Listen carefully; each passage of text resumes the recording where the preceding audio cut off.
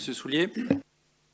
Oui, merci. Donc là, on débat sur les investissements et l'actualisation de la programmation pluriannuelle d'investissement. Alors, elle est censée donner une visibilité sur le long terme, une sorte de plan de route. Bien entendu, c'est jamais quelque chose qui est gravé dans le marbre, c'est amené à être réactualisé régulièrement, bien sûr, quand on considère que c'est un budget d'investissement sur un horizon de 4 ans.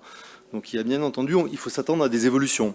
Mais là, c'est quand même la deuxième année consécutive où c'est plus d'évolution dont on parle, c'est le grand chambardement.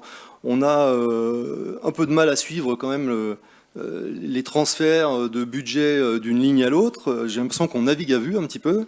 Et qu'est-ce qu'on constate finalement que au final, le total reste le même. On a 30 500 000 euros sur le plan d'investissement, mais il y a quand même 5 millions d'euros qui ont disparu au chapitre des investissements qui concernent les équipements de la ZAC de Ferrolèbre. Alors, en 2022, je rappelle qu'à ce même chapitre, on avait un montant de 2 millions d'euros.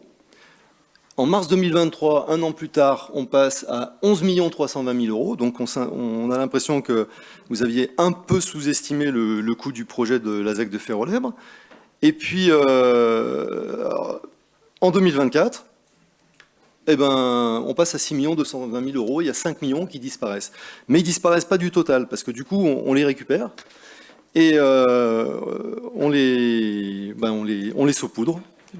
Qu'est-ce qu'on fait de ces 5 millions d'euros? D'abord, première ligne qu'on voit apparaître, c'est une nouvelle ligne, donc c'est l'achat du bâtiment Colbert, alors qui avait été acheté par l'EPFL en 2019, qui devait être racheté par la mairie dans un délai de 5 ans, mais c'est que maintenant, au moment de le payer, qu'on le voit. On ne l'avait pas vu auparavant dans les investissements.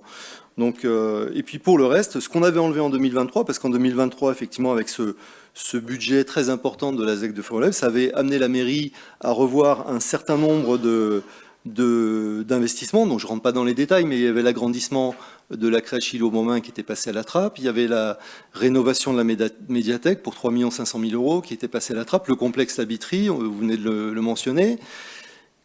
Et là, eh bien, on récupère 5 millions, bah, tant mieux, donc on va les saupoudrer, donc il y a 1 million d'euros qui va servir à racheter le bâtiment Colbert. C'était pas prévu même l'an dernier, alors que ça fait 4 ans qu'on avait demandé à 5 ans, pardon, à l'EPFL de l'acquérir. L'agrandissement de la crèche d'Île-aux-Montmain, j'en ai parlé, création d'îlots de fraîcheur, donc on augmente ce budget-là.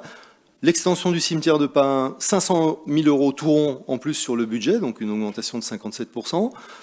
Une ligne provision aléa, 500 000 euros, etc. Je passe les détails. On a même un petit montant pour le complexe La Biterie. Donc là, vous pourrez peut-être nous expliquer ce qu'il y a derrière ces 300 000 euros, mais le sujet n'est pas là. C'est vraiment cet exercice de saupoudrage. Vraiment, on a l'impression que voilà, qu'on improvise d'une année sur l'autre. Alors j'espère que l'année prochaine, on aura un peu plus de stabilité, parce que là, c'est les montagnes russes. C'est un peu, vous voyez, comme les jeux de Bonto, là, il faut trouver où passent les millions ou les kilos euros d'une ligne à l'autre.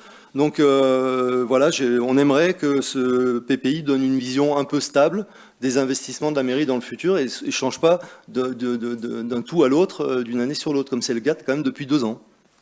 Je vous remercie. Donc nous voterons contre cette PPI pour ces raisons-là, parce que ça manque un peu de sérieux, tout simplement.